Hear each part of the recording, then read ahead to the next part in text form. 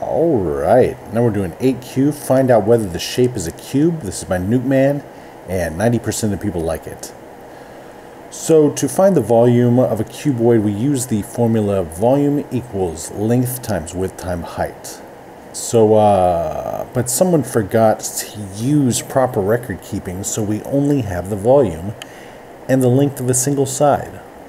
It's up to us to find out whether the cuboid has equal sides. And we're going to return true if the cuboid could have equal sides and return false otherwise. Also, we're going to return false for invalid numbers too, like the volume or side is less than or equal to 0. And note that the side will be an integer. Alright, cool.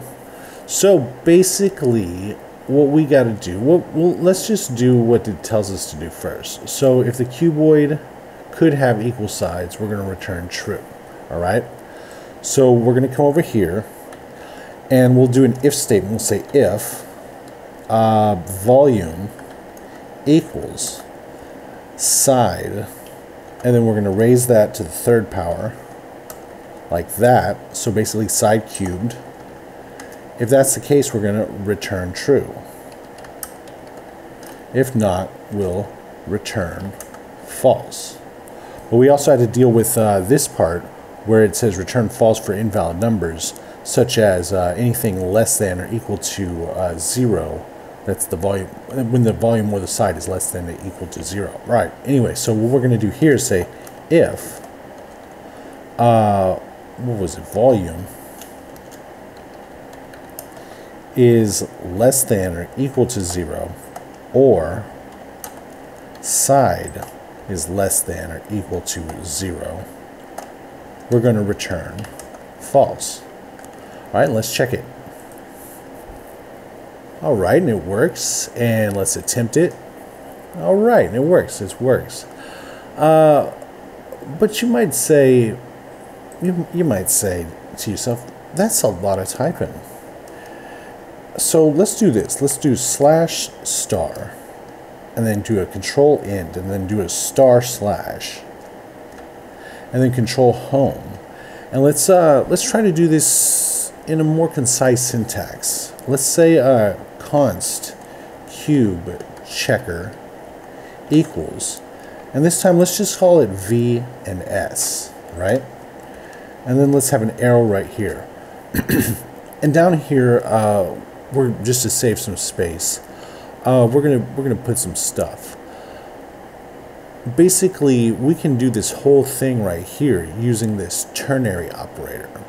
And the conditional or ternary operator is the only JavaScript operator that takes 3 operands: a condition followed by a question mark, then an expression to execute if the condition is truthy followed by a colon, and then finally the expression to execute if the condition is falsy. And this operator is frequently used as an alternative to an if-else statement. Alright? So we can get all this using that operator.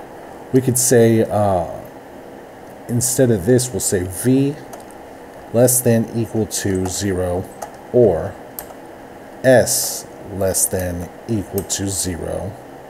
Nope, that's not how we do it. Less than equal to 0, question mark. So this is the condition followed by the question mark. And then what we're going to say, if this is truthy, we're going to say return false. So all we have to do is say false.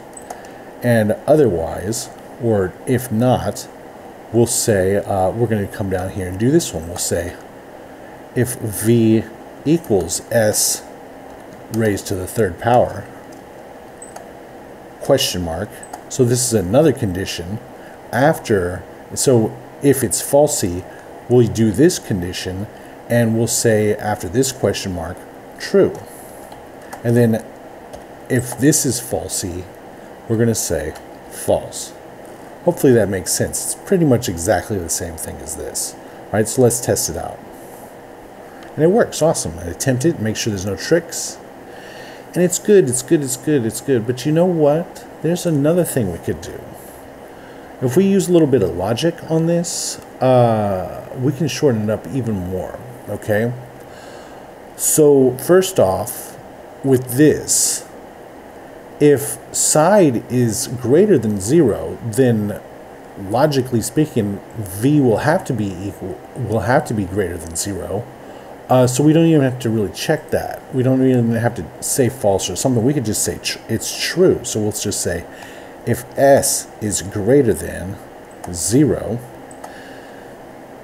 and we can also say and we'll just do this right here.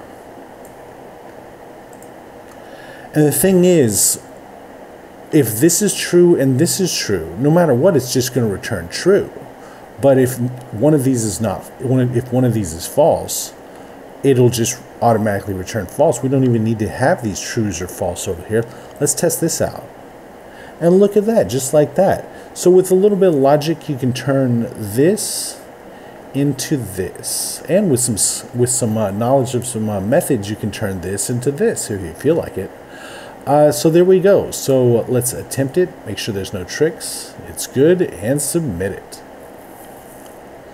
All right, and you see right here, they use the math.pow static method to raise it to the third power, which is a valid way. They used 3 equal signs instead of 2, and pretty much did what we did. Yeah, pretty much did what we did.